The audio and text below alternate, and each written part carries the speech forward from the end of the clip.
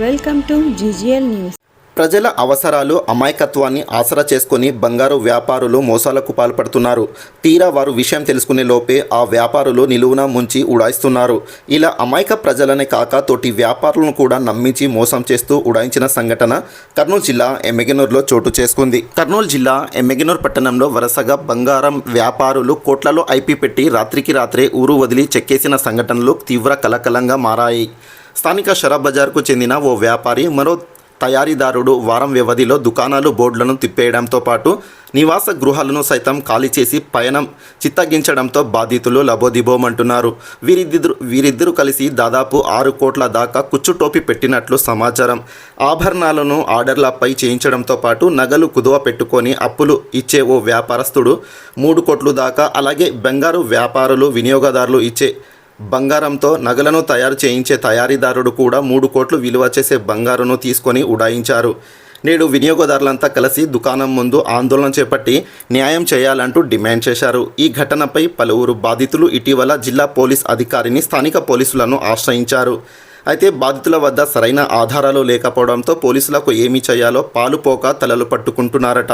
బంగారు వ్యాపారుల మోసాలు బయట పొక్కడంతో ఇతర వ్యాపారులను నమ్మాలా వద్దా అన్న సందిగ్ధంతో వినియోగదారులు కొట్టుమిట్లాడుతున్నారు. పోలీసులు స్పందించి వ్యాపారులపై చర్యలు తీసుకొని న్యాయం చేయాలని బాధితులు కోరుతున్నారు.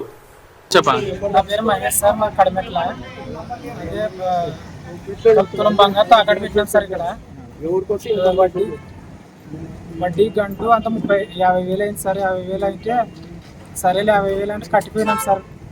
2 నెలల కిందట కట్టిపోయినాము. ఇవ్వండి అని అంటే లేదు, వారం ముందు ఇస్తానన్నాడు.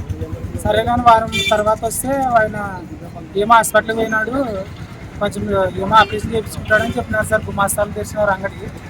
అట్లా ఒక 16 రోజులు వాళ్ళు తెరిచినారు. మేము వచ్చి అడిగితే మరి లేదు, ఆయన రాలేదని చెప్పినారు. మేము కొంచెం అనుమానం వచ్చి పోలీస్ స్టేషన్ పోయినాం సార్.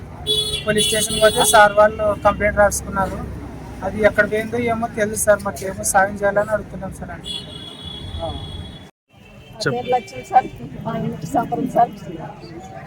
మూడు తలాలు లాంగ్ సైన్ రిపోర్ట్ ఇచ్చింది సార్. 50,000 సుట్టంగా చేయమని 50,000 డబ్బులు ఇచ్చింది సార్.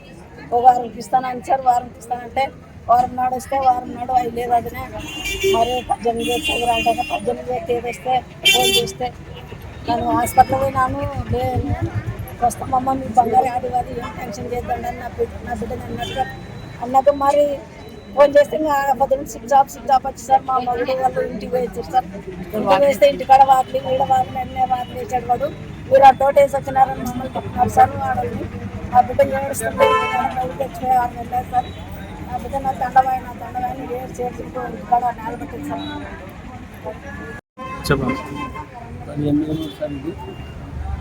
ఎన్నో పిల్లలు దర్శగిరి అని చెప్పి గోల్డ్ వ్యాపారం చేస్తున్నాడు. మేము నమ్మకం ఇచ్చి కొన్ని వస్తువులు పెట్టినాంతా కొంతమందికి సీటీ కవర్ లేకపోకుండా దాన్ని పేరు లేకపోతే సంతకం చేయడము, డబ్బులు ఇచ్చి పంపించడము, తర్వాత బంగారుకి ఎనిమిదికి అవి 8 అని చెప్పి ఇప్పుడు కింద మార్చి నెలలో పెళ్ళిళ్ళు ఉన్నాయి. చాలా మంది వస్తారు, అంగడికాడికి వస్తారు, తిరిగి పోతారు.